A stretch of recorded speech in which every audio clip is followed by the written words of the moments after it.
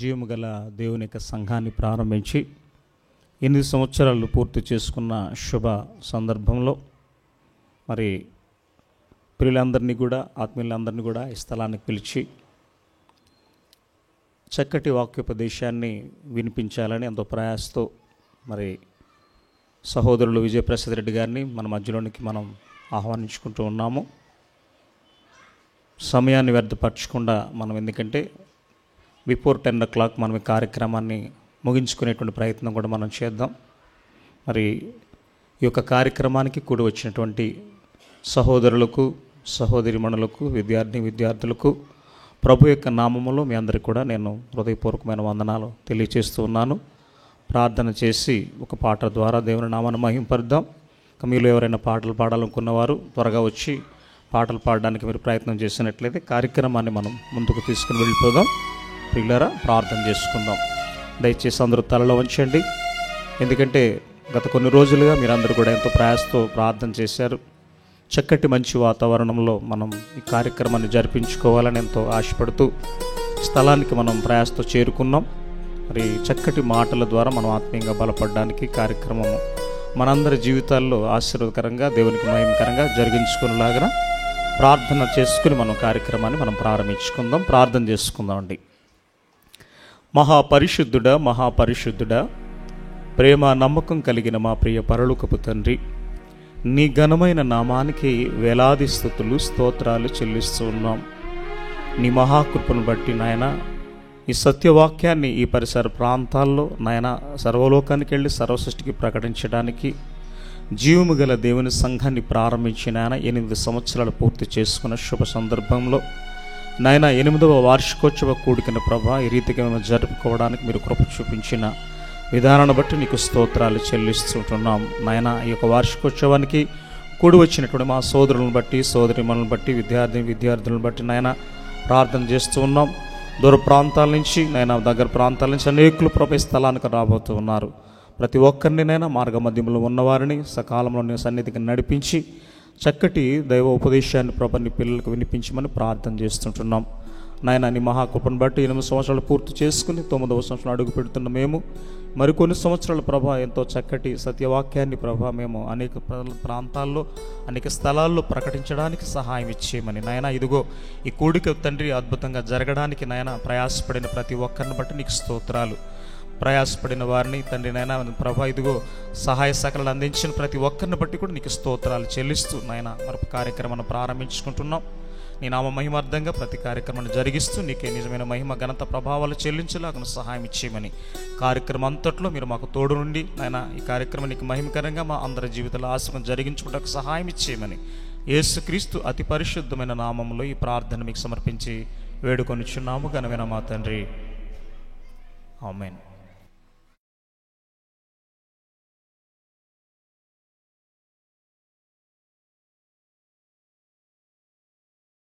ప్రార్థన చేసుకుందాం. అందరూ కూడా తల్ల వంచి కళ్ళు మూసుకొని దైవ సేవకుడిని తన బలమైన సాధనంగా దేవుడు తన ఆత్మచేత అభిషేకించి ఈ స్థలంలో విచ్చేసినటువంటి ప్రతి ఒక్కరి ఆత్మలను దేవుడు తాకులాగున, ప్రతి ఒక్కరితో దేవుడు మాట్లాడులాగున మనమందరం కూడా ప్రార్థన చేద్దాం. బ్రదర్ ఎస్ విజయప్రసాద్ రెడ్డి గారు మన మధ్యలో ఉండటం చాలా సంతోషం. మరింత దనక పాటలతో ఆరాధనతో దేవుని నామాన్ని ఘనపరిచాం. అందరూ కూడా ప్రార్థనలో ఏకీభవిద్దాం, ప్రార్థన చేసుకుందాం. అత్యున్నత సింహాసనమందు ఆసీనుడైనటువంటి మా ప్రియ పరలోకపు తండ్రి, మీ ప్రశస్తమైన పాదములకు వందనములు తెలియచేసుకుంటున్నాం. మా గొప్ప దేవా, ఈ రాత్రికాల సమయంలో నా ప్రభువా, నీ ప్రియబిడ్డల దేవా, నీ బిడ్డలు మీరు ప్రేమించి ఆశీర్వదించి మీరు అనుగ్రహించినటువంటి నా ప్రభువా ఈ ధన్యతను బట్టి మీకు స్తోత్రాలు వందనాలు తెలియచేసుకుంటున్నాం. 8వ సంవత్సరము నా తండ్రి సంఘ వార్షికోత్సవ కూడికలో మీ దాసులు నా ప్రభా విజయప్రసాద్ రెడ్డి అయ్యగారు నా ప్రభా క్షేమంగా విజయవాడ ప్రాంతం నుంచి మా మధ్యకు మీరు తోడుకొని వచ్చారు. అందుని బట్టి మీకు స్తోత్రాలు వందనాలు తెలియచేసుకుంటున్నాం.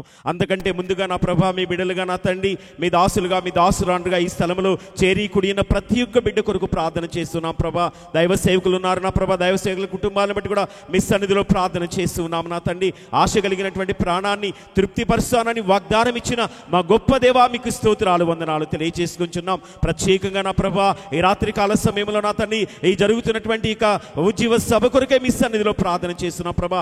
ఈ వార్షికోత్సవ సభ కొరకే మీ సన్నిధిలో ప్రార్థన చేస్తున్నాం ప్రభా. మీకే స్తోత్రాలు దేవా. చేరికూడిన ప్రతి ఒక్క బిడ్డను మీరు దీవించండి, ఆశీర్వదించండి నా ప్రభా. మీ దాసుడు ఈ సమయంలో మీ పక్షాన నిలువబడబోతూ ఉండగా నా ప్రభా మీ దాసుని మీరు బలపరచుకోండి, మీ ఆత్మచేత అభిషేకింప చేయమని ప్రార్థన చేస్తున్న ప్రభా. మీకే స్తోత్రాలు వందనాలు తెలియచేసుకుంటున్నాము నా ప్రభా. మరొకసారి ఈ ప్రాంగణం అంతటిని కూడా మీ ఆత్మచేత అభిషేకించి ఏ విధమైన దురాత్మ సంబంధమైన చీకటి శక్తులు కానీ అల్లరి శక్తులు కానీ అధికారము లేకుండా సమస్తమును నజరేయుడైన యేసు నామములో బంధిస్తూ మంచి వాతావరణం వాక్కులను మీరు మాకు ప్రసాదింపచేయమని నజరేయుడైన యేసయ్య పుణ్యనామంలో మా ఈ ప్రార్థన అడిగి వేడుకొనుచున్నాము తండ్రి.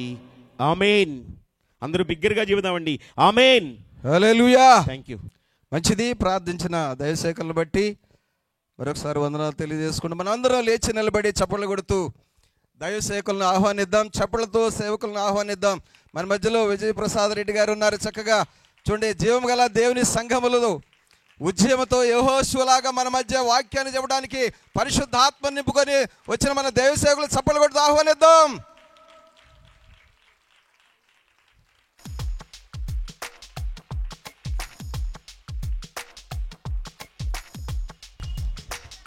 మంచిది. దయచేసి కూర్చుందాం. ప్రభు యొక్క వర్తమానాన్ని చక్కగా వినడానికి మనం అందరూ ఆసక్తిగా దేవుని సన్నిధిలో చక్కగా ఆత్మతో రగిలింపబడాలని, పరిశుద్ధాత్మను పొందుకొని తిరిగి వెళ్ళాలని మనసారా కోరుకుందాం. ఈ సమయాన్ని దైవ సేవకులకు అప్పచెప్దాం. Thank you sir. కూడి వచ్చిన సంఘం అంతటికి, ప్రియులైన దేవుని పిల్లలందరికీ ప్రభు అయిన క్రీస్తు పేరిట నా హృదయపూర్వక నిండు వందనములు తెలియజేస్తున్నాను. ఇక్కడ ఇబ్బంది ఏంటంటే మీరు నాకు సరిగా కనబడట్లే, అంటే లైటింగ్ అంత ఎక్కువ పెట్టారు. సో దానివల్ల ఫోకస్ అంతా నా మీద పడుతుంది. సరే, నేను మీకు కనబడుతున్నాను కదా, సంతోషం. మీరు ఈరోజు అదృష్టవంతులు, ఎందుకంటే మీరు నిద్రపోయినా నాకు తెలియదు. సరే, దేవుని కృప వల్ల మరలా ఈ నెలలో ఈ సంఘము ద్వారా ఈ 8వ వార్షికోత్సవం కదా అన్నారు, 8వ వార్షికోత్సవంలో ఈ విధంగా వాక్యాన్ని పంచుకోవడానికి ప్రభు ఇచ్చినటువంటి అవకాశాన్ని బట్టి ప్రభువుకు నేను హృదయపూర్వకంగా కృతజ్ఞతాస్తుతులు చెల్లిస్తున్నాను. దేవుని నామానికి మహిమ కలుగును గాక. ఆమేన్. ఇక ఆలస్యం చేయకుండా అన్నం తినేద్దాం. ఏం చేద్దాం? అన్నం తినేద్దాం, భోజనం చేసేద్దాం. అర్థమైంది అనుకుంటాను అందరికీ. మీరందరూ ఎందుకు వచ్చారు ఇక్కడికి? భోజనం చేయడానికి వచ్చారు. ఏ భోజనం చేయడానికి వచ్చారు? అది అనకండి. అది ఉందో లేదో నాకు తెలీదు. ఉందేటి, ఉన్న పెద్ద విషయం కాదు అది. మనం వచ్చింది ఎందుకు? ఆత్మీయ ఆహారాన్ని తినడానికి వచ్చాం. ఈ భోజనం మనకి ఇంపార్టెంట్. అందుకే క్షయమైన ఆహారం కొరకు కష్టపడకూడదు, కానీ నిత్య జీవము కలుగజేయు అక్షయమైన ఆహారం కొరకు కష్టపడండి. అర్థమైందా? ఇక్కడ తినే భోజనం జీవాన్ని మాత్రమే ఇస్తుంది, కానీ ప్రభువు పెట్టే భోజనం నిత్య జీవాన్ని ఇస్తుంది. ఇక్కడ జీవానికి అక్కడ జీవానికి చాలా తేడా ఉంది.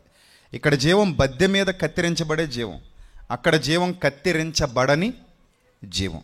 సో దాన్నే దేవుడు నిత్య జీవము అన్నాడు. ఒకానొక దినాన మనం దాన్ని చూడబోతున్నాం. కనుక దేవుని మాటలతో హృదయాన్ని నింపుకోవడానికి వచ్చినటువంటి మీ అందరికీ మరొకసారి నా నిండు వందనములు తెలియజేస్తూ శ్రద్ధాశక్తులతో ఈ మాటలు వినాలని మీ అందరికీ ప్రేమపూర్వకంగా హెతో పలుకుతున్నాను. తలలు వంచి ప్రార్థనలు ఏకీభవించండి. ప్రార్థన చేసుకుందాం.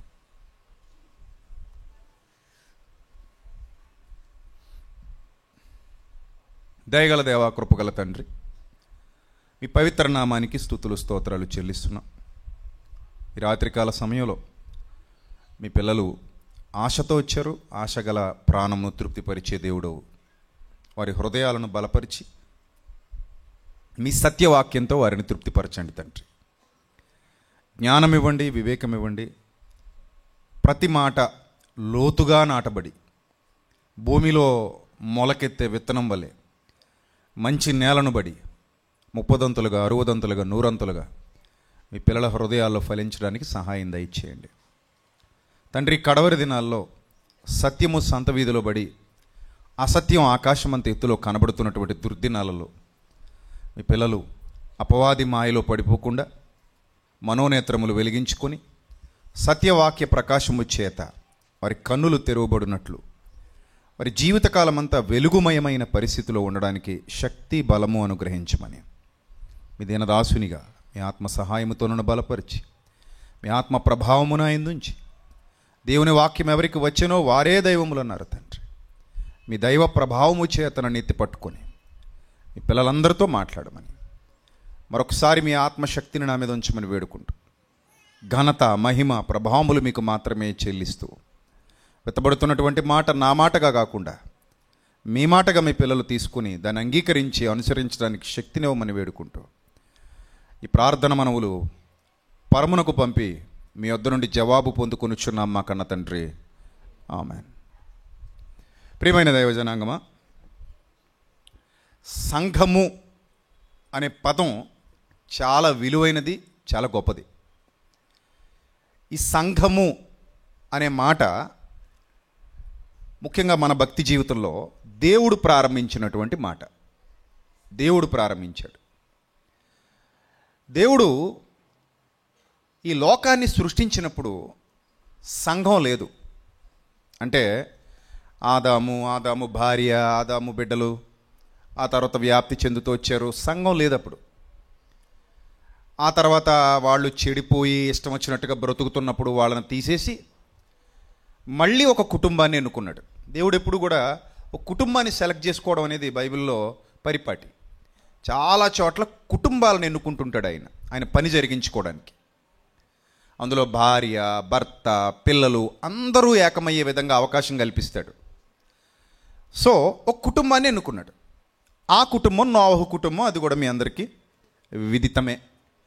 ఈ నోవహు కుటుంబం ద్వారా మరలా సృష్టి పునఃప్రారంభించబడాలి అని ఒక ఓడ అరారతు పర్వతాల మీద అది నిలబడడం, ఆ ప్రళయకాలంలో 8 మంది నీటి ద్వారా రక్షణ పొందడం, అక్కడ నుండి మరలా వ్యవస్థ మొదలవుతూ మళ్ళీ ఆయన కలలుగా కనబడుతుంటే మళ్ళీ అబ్రహాం అనే ఒక కుటుంబాన్ని ఎన్నుకోవడం, ఆ కుటుంబాన్ని పిలుచుకోవడం, అక్కడ నుండి మళ్ళీ మోషే వరకు ప్రయాణం కొనసాగుతూ వచ్చి వాళ్ళందరూ అప్పటికే ఐగుప్తులో బానిసలుగా బతుకుతుంటే మోషే అనే ఒక మహానాయకుడిని ఎన్నుకొని అక్కడ ప్రత్యేకింపబడిన జనాంగంగా పక్కకు తీసుకొచ్చేసి ఒక సంఘాన్ని ప్రారంభించడం అనేది మనం అక్కడ చూస్తాం. అప్పటికే దేవునికి ఒక సంఘం, దేవుడు ఒక సంఘాన్ని కోరుకునే సమయానికే సాతాను తన సంఘాన్ని స్థాపించేసుకున్నాడు. బాగా అర్థం చేసుకోండి. సంఘము అనగానే ఒక సమూహము అని అర్థం. సంఘం అంటే అర్థం ఏంటి? సమూహము. సమూహం అని ఎక్కువ మంది కలిస్తే అంటారా, ఒకరిద్దరు ఉంటే అంటారా? కదా, ఎక్కువ మంది కలిసినప్పుడే దాన్ని ఏమంటారు? సమూహము లేదా సంఘము అంటారు. ఒకరు లేదా ఇద్దరు ముగ్గురు ఉంటే దాన్ని సంఘం అనరు. సో ఇంతమంది కలయికలో ఒక గుంపుగా ఒకే భావజాలంతో, ఒకే ఆలోచనతో, ఒకే గొడుగు కింద బతకటం సంఘం అంటే. సో అప్పటికే సాతాను సంఘం స్టార్ట్ అయిపోయింది. దేవుడి కంటే ముందే స్టార్ట్ అయిపోయింది సాతాను సంఘం, దేవుడి కంటే ముందే. అప్పుడు దేవుడు అనుకున్నాడు, వీరిలో నుండి నేను కూడా నా పిల్లల్ని ప్రత్యేకపరుచుకొని ఒక సంఘాన్ని నా కొరకు ఏర్పాటు చేయాలి అని దేవుడు అనుకొని సంఘ పునాది కొరకు ఆలోచన ప్రారంభించారు. అలా ప్రారంభమైందే ఇశ్రాయేలీయుల సంఘం. ఆ సంఘానికి ఒక చట్టం, దాన్నే ధర్మశాస్త్రము అన్నారు. ఈరోజు ఇక్కడ సంఘం 8వ వార్షికోత్సవం జరుపుకుంటుంది. ఇప్పుడు పోస్టర్ మీద కూడా అదే వేశారు, 8వ వార్షికోత్సవం అని. అంటే 8 సంవత్సరాలు గడిచిందనమాట. ఈ సంఘానికి వయసు ఎంత? 8 ఏళ్ళు. 8 ఏళ్ల బిడ్డ సంఘం ఇది. దేవుని దృష్టిలో ఈ బిడ్డకి ఎంత వయసు? 8 ఏళ్ళు. అక్కడక్కడ మనం చూస్తుంటే 50 ఏళ్ల బిడ్డలు ఉన్నారు, 100 ఏళ్ల వయసు ఉన్న బిడ్డలు కూడా ఉన్నారు, 20 ఏళ్ల వయసు ఉన్న బిడ్డలు ఉన్నారు, 30 ఏళ్ల వయసు ఉన్న బిడ్డలు ఉన్నారు. రేపు అక్టోబర్ 11 వస్తే మన ఐఫర్గాడ్ మినిస్ట్రీకి కూడా 15 ఏళ్ల వయసు వస్తుంది. మినిస్ట్రీకి నాకు అనుకునేరు ఎంత వస్తుంది? 15 ఏళ్ల వయసున్న బిడ్డ. ఎవరి బిడ్డ? దేవుని బిడ్డ. సంఘం ఎవరి బిడ్డ? సంఘం అంటే ఎవరి బిడ్డలు? దేవుని బిడ్డలు. సంఘం అంతటినీ మనం ఒక వ్యక్తిగా అనుకుంటే ఆ సంఘం దేవుని కుమారుడు లేదా కుమార్తె. ఈ సంఘం వయస్సు మనం పరిగణలో తీసుకుంటే అది ఎప్పుడు ఎక్కడ ఎవరి ద్వారా పుట్టింది, ఆ పుట్టిన దగ్గర నుంచి సంఘం యొక్క వయస్సును మనం నిర్ధారిస్తాం. ఆదిమ సంఘం వయస్సు నేటికి 2000 సంవత్సరాలు. ఆదిమ సంఘం వయస్సు. పేతురు ఈ బండ మీద నా సంఘమును కట్టుదును అని ప్రభు చెప్పాడు కదా. ఆ పేతురుకు చెప్పబడినటువంటి ఆ మాటల్ని మనం పరిగణలోకి తీసుకుంటే నేటికి ఆ సంఘం వయసు ఎంత? ఆదిమ సంఘం వయసు 2000 సంవత్సరాలు. అక్కడి నుంచి వేర్లు తన్నుకొని ఫలిస్తూ చిగురులు వేస్తూ తీగలుగా అల్లుకుంటూ అనేక సంఘాలు ఈరోజు విస్తరించిపోయాయి. అందులో ఒక సంఘమే ఈరోజు 8వ వార్షికోత్సవం ఇక్కడ జరుపుకుంటున్నారు. వారితో పాటు మనమందరం కూడా కలిసి ఉన్నాం. మన హైదరాబాద్లో ఉన్న పిల్లలు, ఇంకా ఆయా సంఘాలకు చెందినటువంటి పిల్లలు చాలామంది ఇక్కడ ఏకమయ్యారు. చాలామంది దేవుని సేవకులు కూడా నా ముందు కూర్చొని ఉన్నారు. సో ఇంతమంది దేవుని సేవకులు, ఇంత చక్కటి సంఘాన్ని ప్రభు ఏర్పరుచుకున్నాడు. ఇప్పుడు నేను మీ అందరికీ తెలియజెప్పాల్సినటువంటి విషయం ఏమిటంటే, సాతానుకు కూడా సంఘం ఉంది. ఉందా లేదా? చెప్పండి, ఉందా లేదా? ఉంది. ఇప్పుడు ఆటో డ్రైవర్లు ఎవరైనా ఉన్నారు ఇక్కడ? దయచేసి లేచి చేయి చూపిస్తారా?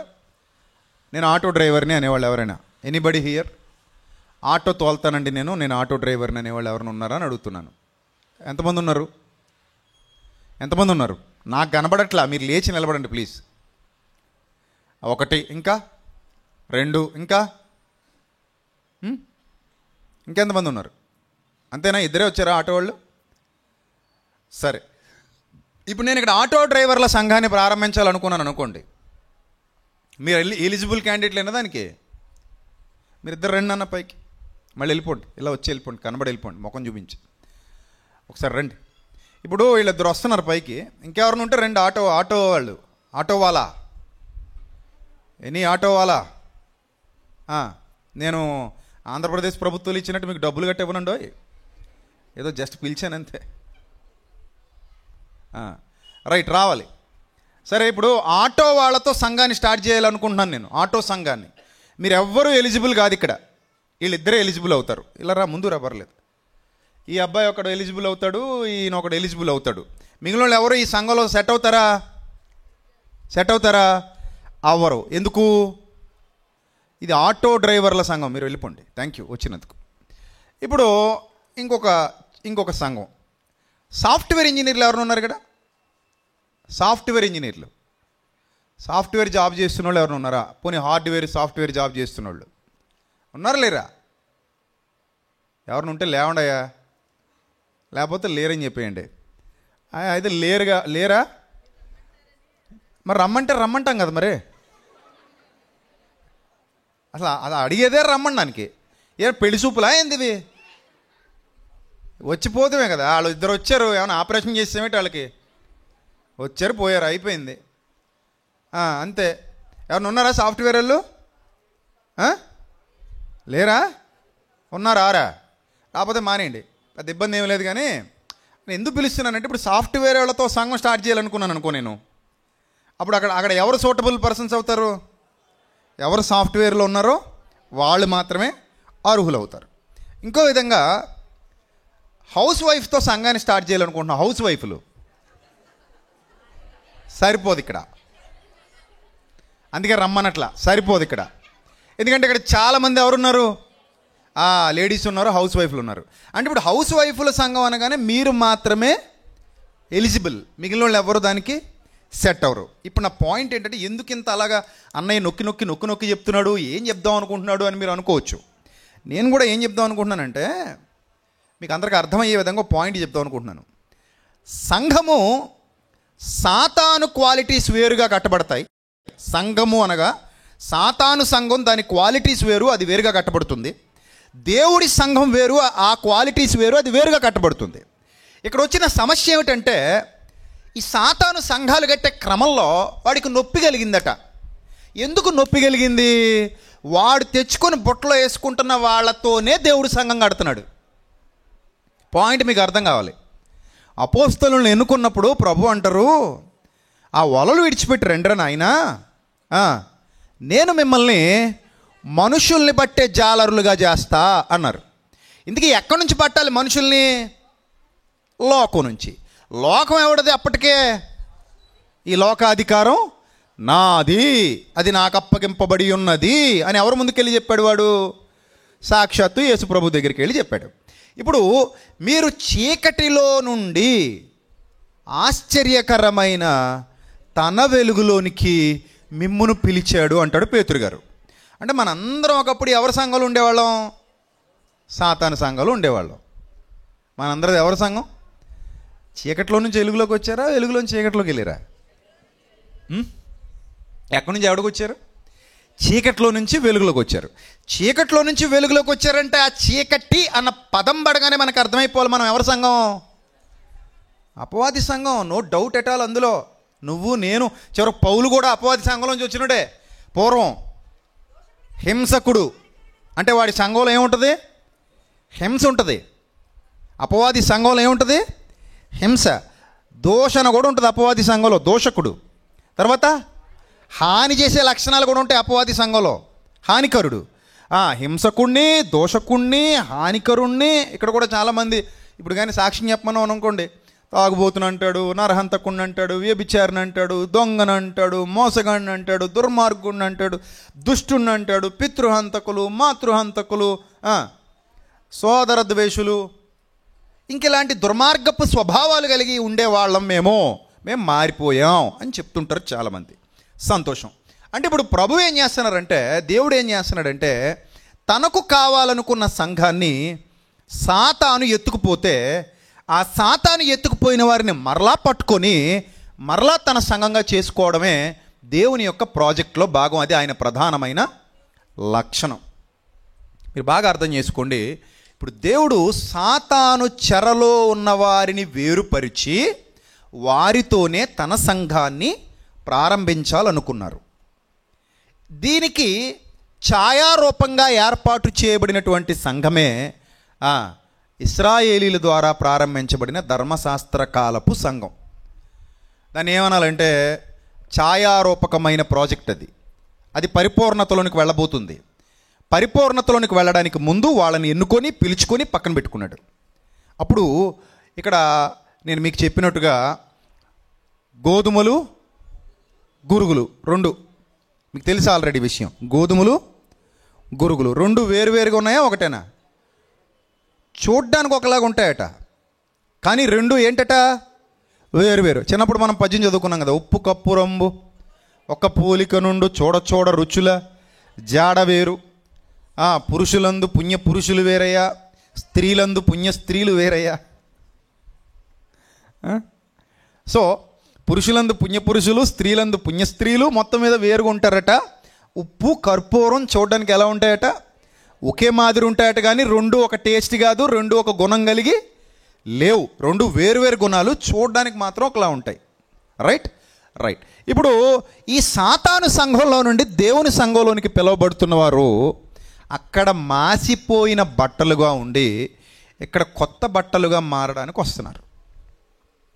అక్కడ చితికిపోయిన జీవితాల్లో నుంచి ఇక్కడ బాగుపడ్డ జీవితాలుగా మారడానికి, అక్కడ రోగగ్రస్తమైన జీవితాల్లో నుండి ఇక్కడ స్వస్థపరచబడిన జీవితాలుగా మార్చుకోవడానికి వస్తున్నారు. That is the difference. ఆ రెండు సంఘాల మధ్య ఉన్న వ్యత్యాసాన్ని మీరు గమనించాలి. ఆ సంఘం వేరు, ఈ సంఘం వేరు. దీని ప్రవక్త నొక్కి ఒక్కనిస్తే ఎంత చక్కగా చెప్పాడో ఒకసారి చూస్తే, ఆది కాలంలోనే ఆదికాండం 49వ అధ్యాయము, ఆదికాండం 49వ అధ్యాయంలో విభజన చేస్తున్నాడు తన సొంత కొడుకుల్నే విభజిస్తూ యాకోబు భక్తుడు 49వ అధ్యాయము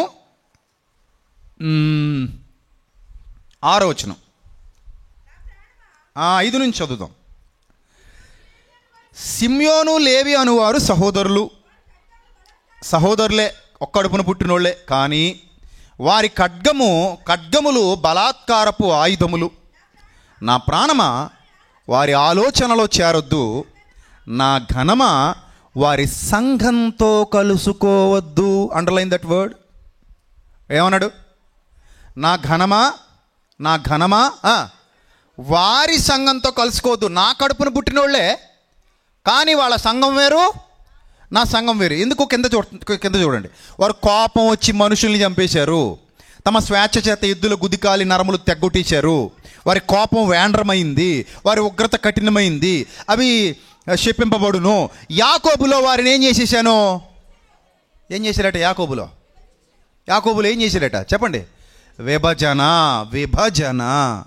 అంటే అర్థం ఏంటి? సెపరేట్ చేసేసాడు. ఇది అది ఒకటి కాదు, వీళ్ళు నేను ఒకటి కాదు అన్నట్టు అనమాట. అంటే దేనిని బట్టి సెపరేట్ చేశాడు మీరు చెప్పండి? రంగును బట్టా? నో. జాతిని బట్టి అనుకుంటే ఇద్దరు ఓకే. తల్లి కడుపున పుట్టారు సహోదరులు. జాతిని బట్టి కాదు, కులాన్ని బట్టి కాదు, మతాన్ని బట్టి కాదు, ప్రాంతాన్ని బట్టి కాదు. మరి దేన్ని బట్టి సంఘాన్ని వేరు చేశాడు ఇక్కడ? చెప్పాలి. మీకు ఏమర్థమైందో చెప్పండి. దేన్ని బట్టి వేరు చేశాడు? వాళ్ళ క్యారెక్టర్ని బట్టి, రైట్? వాళ్ళ క్రియలను బట్టి, వాళ్ళ యొక్క లక్షణాలను బట్టి. ఉప్పును కర్పూరాన్ని దేంతో వేరు చేస్తాం? ఎలా వేరు చేస్తాం? మరి చూడడానికి ఒకేలా ఉంటే టేస్ట్ చూసి వేరు చేయొచ్చు, లక్షణాలు చూసి వేరు చేయొచ్చు, లేదా స్మెల్ చూసి వేరు చేయొచ్చు. ఏదైనా సరే అందులోని ఎసెన్స్ని బట్టి ఏం చేస్తాం? వేరు చేస్తాం, రైట్? ఇక్కడ కూడా భక్తుడైన యాకోబు, ప్రవక్త అయిన యాకోబు తన సొంత పిల్లల్నే సెపరేట్ చేసి పడేస్తున్నాడు. మీరు ఆత్మ సహాయంతో ఆలోచించాలి. దేవుని యొక్క జ్ఞానం ఎంత లోతుగా ఉంటుందో అర్థమవుతుంది. వాళ్ళందరూ కలిసి ఉన్నా, ఒకే ప్రాంతాన్ని పంచుకున్నా, భాగాలు వేసుకున్నా విభజన చేసి పడేసారట. ఎలా విభజన చేసావయ్యా? ఈ మెటీరియలిస్టిక్ థింగ్స్ను బట్టి విభజన చేయలేదు, స్పిరిచువల్గా జరిగిన విభజన ఇది. అంటే ఆత్మ సంబంధంగా వాళ్ళ విభజన జరిగిపోయింది. ఆత్మీయంగా ఈ కుమారుల లెక్క వేరు, మిగిలిన కుమారుల లెక్కలు వేరు. యోసేపు అందులోనే వస్తాడు, ఫలించెడి కొమ్మంటాడు మళ్ళీ యోసేపుని, అందులోనే వస్తాడు మళ్ళీ. అదే కుటుంబానికి చెందినోడు, కానీ అతను ఎవరట? ఫలించెడి కొమ్మ. మళ్ళీ యోసేపు కుమారులిద్దరిని మళ్ళీ ఏం చేసేస్తాడు? మళ్ళీ సెపరేట్ చేసేస్తాడు. అందులో ఒకరికేమో దీవెన, ఒకరికేమో శాపం అన్నట్టుగా మళ్ళీ డిఫరెంట్ వేలోకి వెళ్ళిపోతారు. అంటే ఒకే తల్లి కడుపున పుట్టిన, ఒకే కుటుంబానికి చెందిన, ఒకే వర్గంగా పిలువబడుతున్న దేవుడు వాళ్ళని సెపరేట్ చేసేస్తున్నాడు. అంతెందుకు, మీకు అర్థం కావాలి. మొదటి కుమారులు కయీను, హేబేలు, తొలి సంతానం వాళ్ళు, తొలి మానవుల సంతానం. కానీ దేవుడు ఏం చేశాడు వాళ్ళని? హేబేలు నావాడు, కయీన్ నావాడు కాడు. హేబేలు అర్పణ లక్ష్య పెడతా, కయీన్ అర్పణ మాత్రం నేను లక్ష్య పెట్టను. అంటే దేన్ని బట్టి డిఫరెన్స్ అది? చెప్పండి. క్యారెక్టరే. అంటే దీని అంతటినీ పరిశోధన చేస్తుంటే, దీని అంతటినీ లోతుగా అధ్యయనం చేస్తుంటే దేవుడు క్యారెక్టర్ని బట్టి విడగొట్టేస్తున్నాడు అనే పాయింట్ మనకి క్లియర్గా అర్థమవుతుంది. క్యారెక్టర్ని బట్టి సెపరేట్ చేసేస్తున్నాడు. ఆయనకి సంఘం. ఇప్పుడు అప్పుడప్పుడు చూడండి, వ్యవసాయం తెలిసిన వాళ్ళు ఎవరైనా ఉంటే ఇక్కడ, వరి పంట తెలుసా అందరికీ? తెలుసా తెలీదా? ఇప్పుడు పిల్లలకేం తెలుస్తావు, అయిపోయింది. వ్యవసాయం మీకు తెలిసారా? వ్యవసాయం నాన్న తెలియదు, మీకు తినటం ఒకటే వచ్చు, పండించడం రాదు. ఇంక ఇప్పుడు రేపటి తరాలు చూడండి, అడుక్కు తినడమే. అంటే విషయం వచ్చింది కాబట్టి చెప్తున్నాను. అందరూ సాఫ్ట్వేర్లు, హార్డ్వేర్లు, కలెక్టర్లు, ఐఏఎస్లు, ఐపీఎస్లు, ఆ జాబులు, ఈ జాబులు, ఆ వ్యాపారాలు, ఈ వ్యాపారాలు. మరి బువ్వ ఎవడు పెడతాడు? ఈ వ్యాపారాలన్నీ ఆ బువ్వ కోసమే, కానీ దాన్ని పండించేటోడు ఎవడు లేడు. చూసారా? ఎవరు లేరు, ఎవరు చేయట్లే. వ్యవసాయం చేసుకుంటారు నాయన అని ఒక ఎకరం పొలం ఇస్తే ఎవడు చేయలేడు. ఇప్పుడు ఇదే ప్రశ్న మీరు నన్ను అడుగుతారేమో, నేను చేయగలను కాబట్టి ఎంత ధైర్యంగా చెప్తున్నాను, నాకు వచ్చు. ఇది ఎంత గొప్పగా చెప్పేస్తాను, నువ్వు చేయగలవా అంటావేమో అని ముందుగా చెప్తున్నాను. నేను చేయగలను, నాకు వచ్చు. ఎందుకంటే నేను రైతు బిడ్డను కాబట్టి చిన్నప్పటి నుంచి మా నాన్నగారు అలవాటు చేశారు, మాకు తెలుసు. సో ఫ్యూచర్లో ఏముండదు, ఆ రైతు ఉండకపోతే ఏం తింటాం? ఏమండి, కోటి విద్యలట. దేనికోసమట? కూటి కోసమట.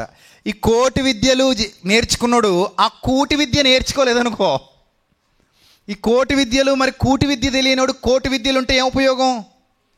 ఈ కోటి విద్యలు తెలిసినోడికి ఏ విద్య కూడా తెలియాలి? కూటి విద్య కూడా తెలియాలి. రైట్. సో ఈ వ్యవసాయం చేసే వాళ్ళందరికీ తెలుసు, పంట పండించేసిన తర్వాత కుప్పను ఊడ్చిన తర్వాత ధాన్యం పోత పోస్తారు. ఈ ధాన్యాన్ని చేటలతో తీసుకొని గాలికి అభిముఖంగా ఎగరవేస్తారు. ఎప్పుడైతే గాలికి అభిముఖంగా ఎగరవేశారో ఈ గాలి వీస్తూ వీస్తూ వీస్తూ ఈ గట్టిగా ఉన్న గింజలేమో కింద పడిపోతే దాన్ని చెదరగొట్టలేదు. ఏ గింజలైతే పుల్లు గింజలు ఉన్నాయో పుట్టు గింజలు ఉన్నాయో దూరంగా తీసుకెళ్ళి పడేస్తుంది. అలా ఈ గింజలన్నీ ఒకచోట ఆ గింజలన్నీ ఒకచోట 2 సంఘాలు అవుతాయి. ఈ సంఘం వేరు ఆ సంఘం వేరు. గాలి సెపరేట్ చేసింది 2 సంఘాలని. అప్పుడు రైతు అనే దేవుడు వస్తాడు, వచ్చి బస్తాల్లోకి ఆయనకి ఏదైతే ఫలంగా కనబడిందో ఆ సంఘాన్ని ఎత్తుకుంటాడు. ఈ వదిలివేయబడిన పొట్టు అనే దాన్ని ఏదైతే ఉందో దాన్ని అగ్నితో కాల్చేస్తాడు. ఇదే ఎగ్జాంపుల్ బైబిల్లో చెప్పాడు. నేను ఇప్పుడు మీకు ఏదైతే చెప్పానో ఇదే ఎగ్జాంపుల్ ఎక్కడుంది? బైబిల్లో ఉంది. అంటే ఒకే పొలంలో పండిన పంట అయినా దాని లక్షణాలను బట్టి ఏమవుతోంది? వేరు చేయబడుతోంది. ఇప్పుడు యాకోబు దగ్గరే సంఘాన్ని వేరు చేసేసినట్టుగా మనం చూసాం. అలాగా ఇలాగా ఏమండి? రైట్. ఇప్పుడు కొన్ని విషయాలు చూద్దాం. ఫస్ట్ నేను చెప్పిన ఈ ఎగ్జాంపుల్స్ మర్చిపోకండి. ఆటో అన్నాను, ఇంకేమన్నాను, సాఫ్ట్వేర్ అన్నాను, ఇంకేమన్నాను, హౌస్ వైఫ్ అన్నాను. ఈ 3 ఎగ్జాంపుల్స్ మనసులో పెట్టుకోండి. మళ్ళీ మాట్లాడుకుందాం, నాకు గుర్తు చేయండి. నేను మర్చిపోయినా మీరు నాకు గుర్తు చేయండి. రైట్. ఇప్పుడు నిర్గమకాండం 12వ అధ్యాయం 16వ వచనం. మోషే గారి ద్వారా సంఘం ప్రారంభమైంది. నిర్గమకాండం 12వ అధ్యాయము 16వ వచనం చదువుదాం. ఆ మొదటి దినమున మీరు పరిశుద్ధ సంఘముగాను 7వ దినమున పరిశుద్ధ సంఘముగాను కూడుకోవాలను. ఏ సంఘముగా? అది మనసులో పెట్టుకోండి. ఏ సంఘముగా? మళ్ళీ అడుగుతున్నా. పరిశుద్ధ సంఘముగా కూడుకోవాలి. రైట్. ఇంకా మరికొన్ని రెఫరెన్సెస్ చూద్దాం. లేవీకాండం 23వ అధ్యాయం 2వ వచనం. 2వ వచనం. నీవు ఇశ్రాయేలుతో ఇట్లనము, మీరు చాటింపవలసిన యెహోవా నియమకాలములు ఇవే. ఈ కాలములు యందు మీరు పరిశుద్ధ సంఘముగా కూడవలెను. ఈ కాలమందు మీరు ఎలా కూడాలట? పరిశుద్ధ సంఘముగా. 7వ వచనం కూడా అదే ఉంది చూడండి. మొదటి దినమున మీరు పరిశుద్ధ సంఘముగా కూడవలెను. 24వ వచనం కూడా అదే ఉంది చూడండి. 24. నీవు ఇశ్రాయేలు తిట్లను 7వ నెలలో మొదటి దినము మీకు విశ్రాంతి దినము. ఎప్పుడు విశ్రాంతి దినం అంటే ఇది 7వ నెలలో సెపరేట్ సుమా. ఇది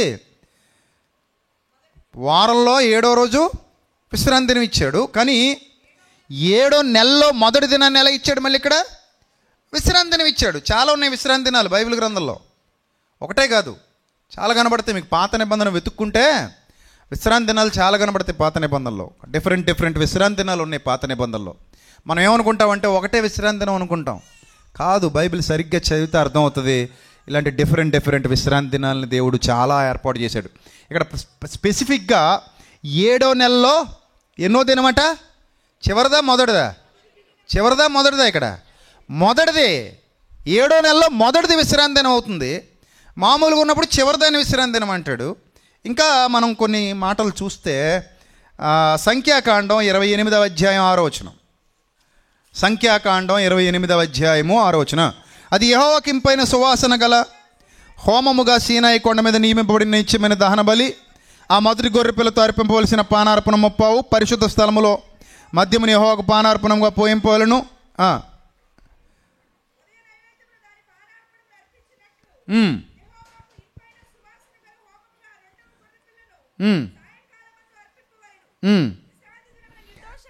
విశ్రాంతి దినమున నిర్దోషమైన ఏడాది 2 గొర్రె పిల్లను నైవేద్య రూపముగాను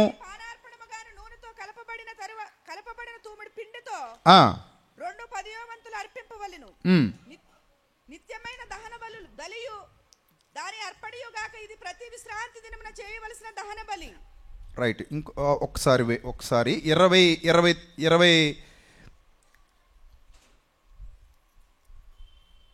9వ అధ్యాయము 7వ వచనం కూడా ఒకసారి చూద్దాం. 29:7. ఈ 7వ నెల 10వ దినమున మీరు పరిశుద్ధ సంఘముగా కూడవలెను. ఇక్కడ విశ్రాంతి దినం గురించి చెప్తున్నాడు. మళ్ళీ 7వ నెల 10వ దినమున ఏమంటున్నాడు? పరిశుద్ధ సంఘముగా కూడుకోవాలి అంటున్నాడు. తర్వాత 12వ వచనం కూడా ఒకసారి చూద్దాం. మరియు 7వ నెల 15వ దినమున మీరు పరిశుద్ధ సంఘముగా కూడవలెను. ఇవన్నీ ఇంకా చాలా ఉన్నాయి. విశ్రాంతి దినాలు చాలా ఉన్నాయి, సంఘముగా కూడుకునే దినాలు చాలా ఉన్నాయి.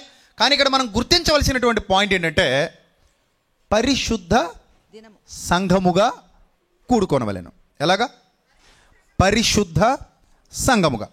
వట్టి సంఘముగా అంటే మనం పెద్ద ఆలోచించాల్సిన పని లేదు. గుంపు అంతా వచ్చేసి కూర్చుంటే సరిపోద్ది. కానీ ఇక్కడ దేవుడు ఏమన్నాడంటే పరిశుద్ధ అనే ట్యాగ్ లైన్ తగిలించాడు. పరిశుద్ధ అనే ఆ 4 అక్షరాలు తగిలించి విశ్రాంతి దినాన్ని కూడా పరిశుద్ధ సంఘంగా కూడుకోవాలి. అందులో చాలా విశ్రాంతి దినాలు ఉన్నాయి. అలాగే ఆయన చెప్పిన దినాల్లో ఎప్పుడు కూడుకోమంటే అప్పుడు కూడా పరిశుద్ధ సంఘముగానే కూడుకోవాలి. రైట్? మామూలుగా కూడుకున్నప్పుడు పరిశుద్ధ సంఘముగా రమ్మంటున్నాడు. విశ్రాంతి దినాల్లో కూడా ఎలా రమ్మంటున్నాడు? పరిశుద్ధ సంఘముగా రమ్మంటున్నాడు. పరిశుద్ధ సంఘం అనే పదాన్ని నొక్కి చెప్తున్నాడు. ఇంకా నేను మీకు 4-5 రెఫరెన్స్లు చూపించాను. ఇంకా చాలా ఉన్నాయి పాత నిబంధనలో పరిశుద్ధ సంఘముగా కూడుకోనమని పిలిచినవి. ఇది ఇశ్రాయేలుకి ఎలా అర్థమైందంటే పరిశుద్ధత అంటే ఏంటి అని ఆలోచించారు వాళ్ళు. పరిశుద్ధత అంటే ఏంటి అని ఆలోచించేసరికి వాళ్ళకి ఏమర్థమైందంటే పరిశుద్ధ సంఘం, నేను పరిశుద్ధుడైన ప్రకారం మీరు కూడా పరిశుద్ధులైన అన్నాడు. ఇంతకీ పరిశుద్ధత అంటే ఏంటి అని ఆలోచించి చివరికి పెద్దలందరూ కలిసి ఒక నిర్ణయం తీసుకున్నారట. ఇప్పటికీ అది కంటిన్యూ అవుతుంది. పూర్వం నుంచి కంటిన్యూ అయ్యింది, చాలా దేశాలకు విస్తరించింది. ఇప్పటికి కూడా మన దేశంలో కొన్ని ప్రాంతాల్లో అది కంటిన్యూ అవుతుంది. అది పరిశుద్ధతకు చిహ్నంగా వాళ్ళు భావిస్తారు. మార్క్స్ వార్త 7వ అధ్యాయం ఒకసారి అందరు తీయాలి. మార్క్స్ వార్త. సరే, మార్క్స్ వార్త 7వ అధ్యాయం 1వ వచనం అందరు తీశారా లేదా? సౌండ్ ఇవ్వండి. రైట్, సంతోషం. చదవండి. యెరూషలేము నుండి వచ్చిన పరిసయ్యులు శాస్త్రులు కొందరు ఆయన యొద్దకు కూడి వచ్చి ఆయన శిష్యుల్లో కొందరు వెళ్ళిపోకండి, ఒక నిమిషం ఆగండి. సూపర్ ఫాస్ట్ ఎక్స్ప్రెస్లో వెళ్ళిపోతే ఇలాగా గూడ్స్ బండిలో వెళ్ళాలి. వాక్యం చెప్పాడు చదివేటప్పుడు. సరే, ఏ చేతులతో? ఏ చేతులతో? అపవిత్రత. దానికి వ్యతిరేక పదం ఏంటి? పవిత్రత. అంటే వీళ్ళు పవిత్రత దేనిలో చూశారు? చేతులు కడుక్కుంటే పవిత్రుడు, చేతులు కడుక్కోపోతే అపవిత్రుడు. అంటే ఇప్పుడు అందరూ చేతులు కడుక్కుని కూడుకుంటే అదే సంఘం చెప్పాలి. పరిశుద్ధ సంఘం, పవిత్ర సంఘం. చేతులు కడుక్కోకుండా కూడుకుంటే అదే సంఘం అపవిత్ర సంఘం. పూర్వం కూడా మన భారతదేశంలో స్నానాలు చేసి చక్కటి దోవతీలు కట్టుకొని పట్టుబట్టలతో ఊరేగుతున్న వాళ్ళందరూ ఎవరట? పరిశుద్ధులట. ఊరి చివర పాకల్లో ఉండి అశుభ్రంగా ఉంటూ అశుభ్రమైన తిండి తింటూ సాదాసీదాగా బతికేస్తున్న వాళ్ళందరూ ఎవరట? అపవిత్రులట. ఎలా విడగొట్టారు మనుషుల్ని? దేన్ని బట్టి విడగొట్టారు? వాళ్ళ ఫిజికల్ థింగ్స్, ఆ పైనున్న లక్షణాలను చూసి వీళ్ళు పరిశుద్ధులు, వీళ్ళు అపరిశుద్ధులు అని విడగొట్టారు. అమెరికాలో కూడా ఈ జబ్బు ఉంది. తెల్లోడు, నల్లోడు. తెల్లోళ్ళందరూ ఎవరట? గొప్పోళ్ళట. నల్లోళ్ళందరూ ఎవరట? చెడ్డోళ్ళట. ఆ మధ్య పోలీసోడు ఒక నల్లజాతి వాడిని కాలుతో తొక్కి చంపేశాడు. గుర్తుందా మీకు? చాలా పెద్ద ఇష్యూ అయింది. అది సోషల్ మీడియాలో కూడా బాగా వైరల్ అయింది. మోకాళ్ళతో నొక్కి చంపేశాడు నల్లజాతీయుడిని, ఒక తెల్లజాతీయుడు. అంటే పొగరు. ఇక్కడ కూడా మన నార్త్ ఇండియాకి సౌత్ ఇండియాకి మీరు తేడా చూసారా? నార్త్ ఇండియన్స్ సౌత్ ఇండియన్స్ని కొంచెం చీప్గా చూస్తారు. ఎందుకు సౌత్ ఇండియా అంటే అంత చీపు? నార్త్కి వెళ్ళినప్పుడు చూడండి మీకు తెలిసిపోద్ది. మన సౌత్ వాళ్ళు అంటే నార్త్ వాళ్ళు కొంచెం చిన్న చూపు. ఏంటట? దేనికట? వాళ్ళు తెల్లోళ్ళట, మనం ఎవరట? నల్లోళ్ళమట. మనకు కూడా జబ్బు ఉంది. అమ్మాయి తెల్లగా ఉంటుందండి అంటారు. నల్లగా ఉంటే మనిషి కాదా ఏంది? చెప్పండి, మిమ్మల్ని అడుగుతున్నాను. మనిషి కాదా? అబ్బాయి చాలా తెల్లగా ఉంటాడండి పెళ్ళికొడుకు. రేపొద్దున ఆడే పెనం మీదే చెప్పేస్తాడు దరిద్రుడు. తెల్లగా ఉంటాడండి, ఎత్తుగా ఉంటాడండి. దుక్కలాగా ఉంటాడండి. అదే పెళ్ళిళ్ళు చూసుకోవాల్సింది క్వాలిఫికేషను. తెల్లగా ఉంటే చాలా, శాడిస్టిక్ అయినా పర్లేదా? ఎత్తుకుంటే చాలా, పీక నొక్కేసి ఉల్లి వేసినా పర్లేదా? ఏడే బాగా దిట్టంగా జింబాడుతుంటే చాలా, కట్నం కోసం 4 దెబ్బలు కొట్టినా పర్లేదా? నల్లగుంటేనట రేటు తక్కువట, తెల్లగుంటే రేట్ ఎక్కువట. అబ్బబ్బా అబ్బా అబ్బా అబ్బా అబ్బా, రేట్ ఎక్కువ తెల్లగుంటే. పర్లేదండి, కొంచెం 1,00,000 ఎక్కువైనా మాట్లాడేయండి సార్ అంటున్నాడట ఎవడో. ఏంటట 1,00,000 ఏమైనా ఎక్కువైనా గేదెను కొన్నట్టుంది బేరం అది. 5 లీటర్ల పాలు ఎక్కువ ఇస్తుందంటే 1,00,000 ఎక్కువ ఇచ్చినా కొనేద్దామండి, గేదె బాగుంది అన్నట్టు. గేదెల బేరంలాగా పెళ్లి కొడుకుల బేరాలు కూడా ఎలా ఉన్నారు? 1,00,000 ఎక్కువైనా పర్లేదండి, పిల్లాడు బాగున్నాడండి, అజాన్ బాహుళ్లా ఉన్నాడు, ఏదోలా కచ్చిఫ్ వేసేయండి. ఎవరి మీద వేసేయాలి కచ్చిఫ్? మార్చేసుకుందామండి తంబూలాలు, తొందరగా మాది అనిపించేసుకోవాలి అమ్మాయిని, లేకపోతే మావాడు అనిపించేసుకోవాలట అబ్బాయిని. అలాగే గోతులు పడిపోతుంటారు చాలామంది. ఈ పై రూపాయలు చూసి ఎందులో పడిపోతారు? వెళ్ళి నేరుగా గోతులు పడిపోతారు. మన కేరళలో వర్షాలు వస్తున్నాయట బాగా. ఇక్కడ నుంచే మన వాళ్ళు కారు వేసుకెళ్ళారట హైదరాబాద్ నుంచే, పాపం చూసొద్దామని. గూగుల్ మ్యాప్ ఆన్ చేశారట, అది అప్డేట్ అవి అయినట్టుంది. నేరుగా వర్షంలో వాగులో తీసుకెళ్ళి దింపేసిందట. చెప్తుంది కదా అందంగా, లెఫ్ట్ తీసుకుంటుంది కదా, ఇంగ్లీష్లో చెప్పుద్ది, టేక్ లెఫ్ట్ అందట. ఇది చెప్పింది కదా, లెఫ్ట్ తీసుకుంటే వాగులో పోయిందట కారు. కిందంతా వాటర్ ప్రవహిస్తుంది, నీరు వస్తుంది, వర్షం పడుతుంది. అంటే అలాగా వాడికి గూగుల్ మ్యాప్ వాగులో దింపినట్టు వీణు కూడా పై రూపాయలు ఎందులో దింపేస్తాయి? గోతులు దింపేస్తాయి. అందుకే దేవుడు నరుని వేషం చూడ్డు. దేవుడు నరుని వేషం చూడ్డు. మనం వేషం చూడకుండా పెళ్ళిళ్ళు చేసుకోం. మనకు పెళ్లి చేసుకోవాలంటే ఏం కావాలి? వేషం కావాలి. వేషం.